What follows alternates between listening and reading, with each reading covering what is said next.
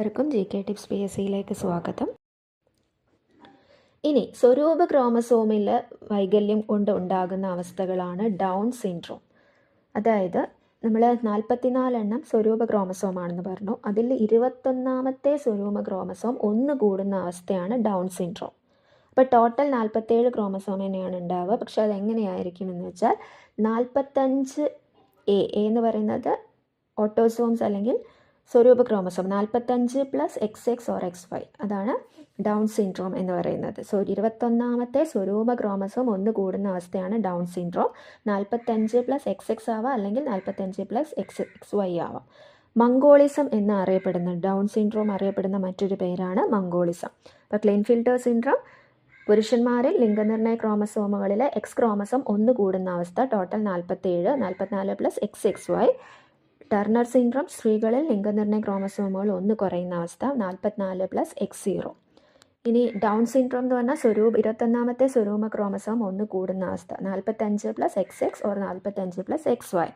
Mongolism എന്നും down syndrome അറിയപ്പെടുന്നുണ്ട്. ഇനി ക്രോമസോമുകളും ചില രോഗങ്ങൾക്കും ക്രോമസോം വൈകല്യങ്ങളെ കൂടാതെ ചില രോഗങ്ങൾക്കും കാരണമാകുന്നുണ്ട്. അതായത് മനുഷ്യരിൽ ക്രോമസോം നമ്പർ 11 ജീനിൻ്റെ തകരാറാണ് സിക്കിൾ സെൽ അനീമിയയ്ക്ക് കാരണമാകുന്നത്. നമ്മൾ നേരത്തെ ഉള്ള വീഡിയോയിൽ പറഞ്ഞിട്ടുണ്ട്, സിക്കിൾ സെൽ അനീമിയ എന്ന് പറയുന്ന ജനിതക രോഗമാണ്. അതിന് കാരണം ക്രോമസോം നമ്പർ 11 ജീനിൻ്റെ തകരാറാണ്. ഇനി ക്രോമസോം നമ്പർ 14 ജീനിൻ്റെ തകരാറാണ് അൽഷിമേഴ്സ് രോഗത്തിന് കാരണം. നാഡീവ്യവസ്ഥയുമായി ബന്ധപ്പെട്ട രോഗമാണ് അൽഷിമേഴ്സ്. അതിന് കാരണം ക്രോമസോം നമ്പർ 14 ജീനിൻ്റെ തകരാറാണ്. ഇനി ത്വക്കിലെ ക്യാൻസറായ മെലനോമ ക്രോമസോം നമ്പർ 9 ജീനിൻ്റെ തകരാറ് കൊണ്ട് വരുന്നതാണെന്നാണ് പറയുന്നത്.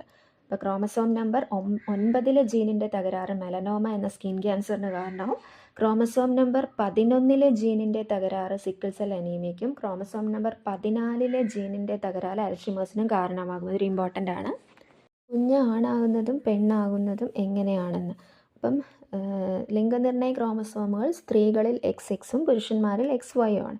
സ്ത്രീകളിലെ അണ്ടങ്ങളിൽ എപ്പോഴും X ക്രോമസോം മാത്രമേ ഉണ്ടായിരിക്കുള്ളൂ. പുരുഷന്മാരിലെ പുംബീജത്തിൽ ചിലതിൽ X ക്രോമസോം അടങ്ങിയതുണ്ടാകാം, Y ക്രോമസോം അടങ്ങിയതുണ്ടാകാം.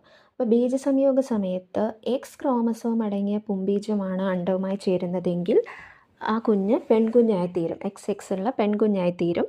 ഇനി ബീജസംയോഗ സമയത്ത് Y ക്രോമസോം അടങ്ങിയ പുംബീജമാണ് അണ്ടവുമായി ചേരുന്നതെങ്കിൽ അത് ആൺകുഞ്ഞായിത്തീരും. ഇങ്ങനെയാണ് കുഞ്ഞിൻ്റെ ലിംഗനിർണ്ണയം നടക്കുന്നത്. ഇനി മറ്റൊരു കാര്യമാണ് നമ്മുടെ സ്കിന്നിൻ്റെ നിറം. ത്വക്കിനും അതേപോലെ തന്നെ നമ്മുടെ മുടിക്കും കണ്ണിലെ ഐറിസിനും ഒക്കെ കറുപ്പ് അല്ലെങ്കിൽ ഇരുണ്ട നിറം നൽകുന്ന വർണ്ണകമാണ് മെലാനിൻ എന്ന് പറയുന്നത്. അതൊരു വർണ്ണക പ്രോട്ടീനാണ്. മെലാനിൻ്റെ അളവ് കൂടുന്നതിനനുസരിച്ചാണ് കറുപ്പ് നിറം അല്ല ഇരുണ്ട നിറം കൂടുക, കുറയുന്നതിനനുസരിച്ച് വെളുപ്പ് നിറം കൂടി വരും.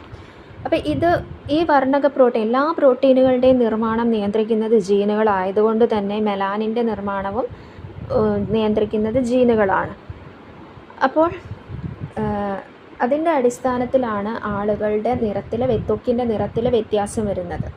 മെലാനിൻ എന്ന വർണ്ണക പ്രോട്ടീനാണ് ത്വക്കിന് നിറം നൽകുന്നത്. ത്വക്കിന് നിറം നൽകുന്ന ജീനുകളുടെ അലീലുകളുടെ പ്രവർത്തനത്തിലെ വ്യത്യാസം മൂലം മെലാനിൻ്റെ ഉൽപ്പാദനത്തിലുണ്ടാകുന്ന ഏറ്റക്കുറച്ചിലാണ് മനുഷ്യൻ്റെ ത്വക്കിൻ്റെ നിറവ്യത്യാസത്തിന് കാരണം. അതായത് ചില ആളുകളിൽ ഈ മെലാനിൻ്റെ ഉൽപ്പാദനം നിയന്ത്രിക്കുന്ന ജീനിൻ്റെ പ്രവർത്തനം കൂടുതലായിരിക്കും, അവരിൽ കൂടുതലായിട്ട് മെലാനിൻ ഉൽപ്പാദിപ്പിക്കപ്പെടും.